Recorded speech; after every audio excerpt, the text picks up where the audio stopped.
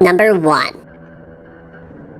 Jesse Ross vanished without a trace late one November night in 2006. He was last seen on a security video at the Sheraton Hotel and Towers in Chicago, before disappearing into an unsolved mystery. Almost as strange as the security footage that was found is the security footage that wasn't. The lack of evidence after Jesse left the hotel lobby where he was last seen only makes the case even more unexplained. Jesse was 19 years old and a student at the University of Missouri, Kansas City.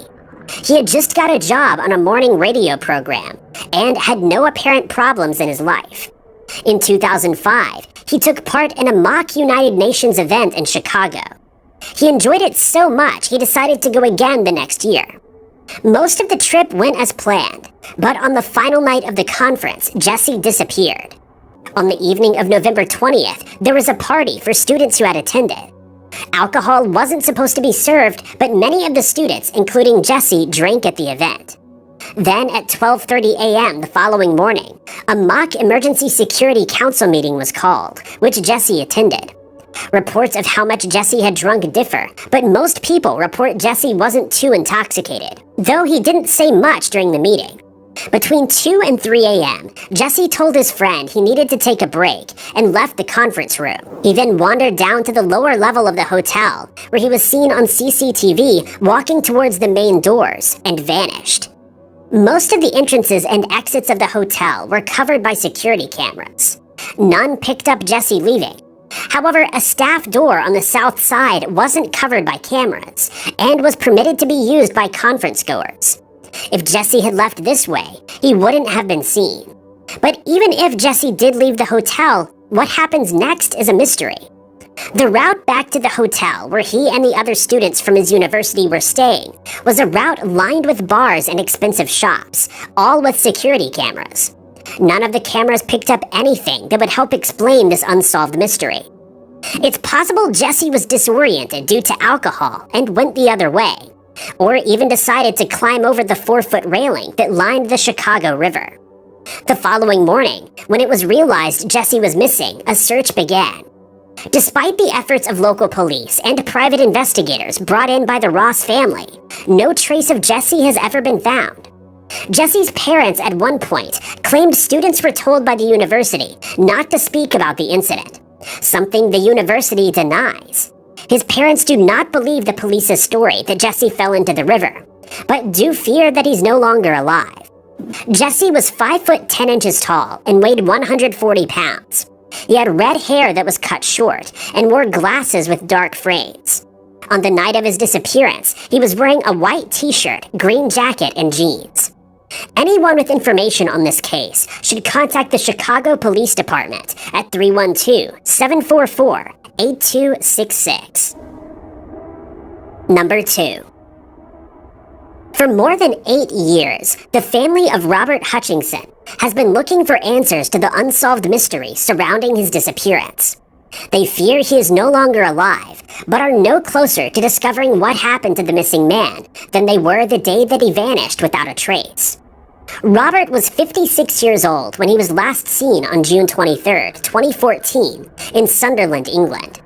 He had 2 adult children he was very close to, and a grandson he adored. As far as anybody knew, there was nothing mysterious about Robert. He was an ordinary grandfather with no known enemies. On the day he disappeared, he gave his daughter a lift home after she spent the day with a cousin. They agreed to meet up the following morning after she had taken her son to school. Later, he visited the petrol station. Here, CCTV cameras captured Robert filling up his car. The short video that was released to the public was in hopes that it might help solve this unsolved mystery, and it shows a scene that takes place countless times all over the UK, with nothing out of the ordinary. Robert parks, puts petrol in his blue Nissan Micra, then leaves. Robert then presumably went home. He was seen at 6:20 p.m. leaving his home. The nature of that sighting isn't clear, but it is his last confirmed sighting. The following day, his car was parked about 10 minutes away on a residential street. His family reported Robert missing a few days later when they hadn't heard from him, and the investigation into his disappearance began. Early on, 3 people were arrested on suspicion of taking his life. but the three men were never charged. Since then, there appears to have been little involvement in the case. Police believe someone in the community knows what happened to Robert, and they do not believe he disappeared voluntarily. A reward has been offered for information that could help provide answers in this unsolved mystery. Any information should be passed to the Northumbria Police or Crime Stoppers. Number 3. A chilling CCTV video shows the last known moments of a missing Australian woman who vanished in February of this year. The unsolved mystery of Trey Olson's disappearance began on February 17, 2022. At 1 a.m., she was seen at a Newton petrol station in her silver Mazda hatchback. She pulled up to the petrol pump and got out. Then she was approached by an unidentified man. She had gotten into a minor traffic accident with the man shortly before pulling into the station. The two got into an argument, and the man walks away from Trey.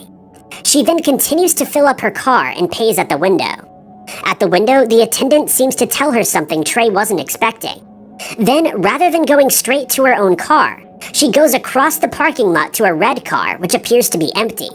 She looks inside, then returns to her vehicle. Trey then left the petrol station and hasn't been seen since. The exact circumstances surrounding Trey's disappearance aren't clear.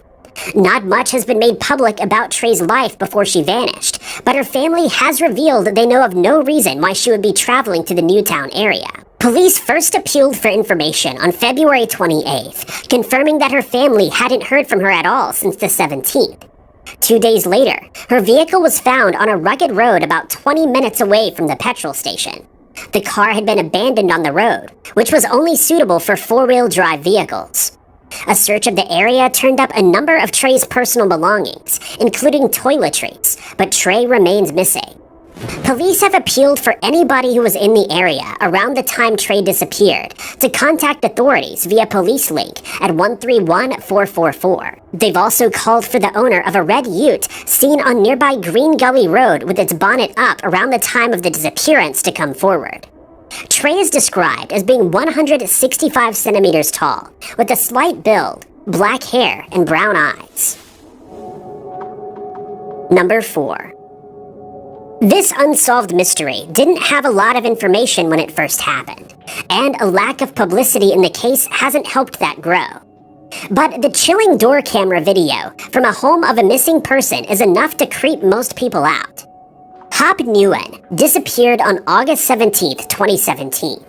He was 32 years old at the time and lived in Grand Prairie, Texas. Not a lot of information is known about Hop. He was a Vietnamese-American man who drove a Nissan 350Z convertible.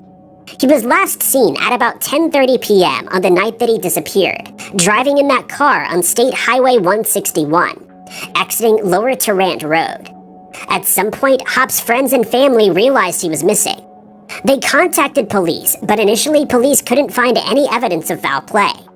Someone was able to get access to Hop's Ring doorbell camera. This style of camera streams a live feed to the owner once they've logged in, but also records videos when movement is detected. His friends discovered a disturbing video recorded the night Hop vanished. An unidentified man walks backwards towards the front door, making sure his face isn't seen by the camera. He then sticks a piece of paper over the camera so he cannot be seen. The sound of either keys being tried on the door or a lockpick tool being used can be heard, and then the door opens. There are 2 beeps, which may be part of a home security system. After a few more seconds, there's more movement, possibly of the paper falling a little. Then the video ends. The video was released by Hop's family and friends, but information, like when exactly the video was recorded, hasn't been released. It's not known if Hop was in the house or not at the time of the mysterious visitor. There's been plenty of speculation about what might have happened to him. The fact Hop was missing the tip of his right index finger and has the letters TFT tattooed on his right arm has led some to suggest that he may have been involved in a gang or other criminal activity. But this hasn't been confirmed by those who knew him or police. It seems likely Hop was targeted, but why remains another mystery. Hop is described as being 5 foot 7 inches tall and weighing 165 pounds when he vanished. As well as the TFT tattoo, He had a sleeve tattoo of a dragon on the same arm, and a scar behind his right ear. Anyone with information that could help solve this case should contact Grand Prairie Police Department at 972-237-8790. Number 5. The unsolved disappearance of Dale Kirkstetter and $250,000 worth of platinum piping from a factory in Bradford, Pennsylvania, is one of the strangest unsolved mysteries caught on camera.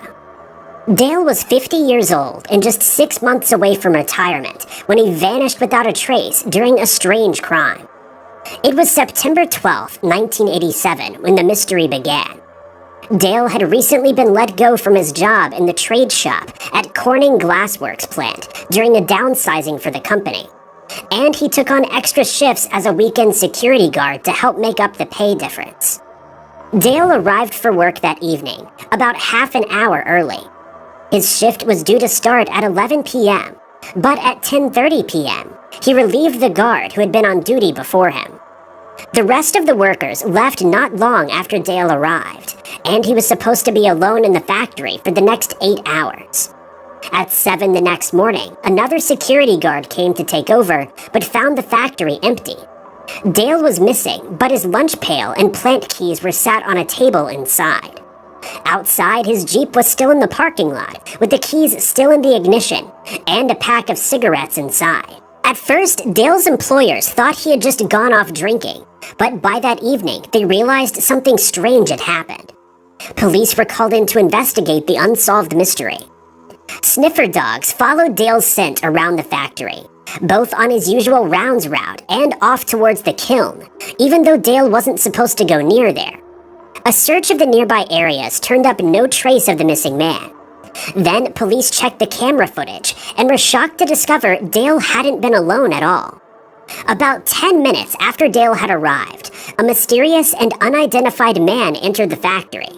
He was wearing a mask, and the security camera footage from the factory was so grainy, it was hard to make out much. What could be made out was that Dale had spoken with the intruder a while and walked with him. Not long after the mysterious individual arrived, Dale apparently disappeared and wasn't seen on security footage again after 10:45 p.m. The masked intruder went to the glass kiln and removed the platinum pipes kept inside. It took hours, but the unknown man eventually left with $250,000 worth of platinum that the plant used in its manufacturing process. At one point, he was seen carrying a large, heavy-looking bag out from a side room using a forklift. In the early hours of the morning, the intruder left, and things in the plant remained unchanged until the new security guard stumbled across the crime scene. It's not clear if Dale was involved in the crime. The intruder seemed to know the layout of the factory very well, and it's likely he was either employed there or had been in the past. But if they were familiar with the security at the factory, it wouldn't have made much sense for the robbery to start 20 minutes before a shift change was supposed to take place. This lends to the idea that Dale was involved in the unsolved crime. There was also no evidence of violent crime had taken place. Some have suggested the criminal took Dale's life and hid his body in the bag he was seen taking away. But no sign of a struggle was found at the factory. Dale's family argued that he had no reason to disappear without a trace, and wasn't in need of the money. Even if he had committed the crime, it would have made sense for him to return after the statute of limitations ran out, but he never did. What happened to Dale, or the platinum, remains an unsolved mystery to this day, with chilling camera footage only leaving more questions for investigators and Dale's family.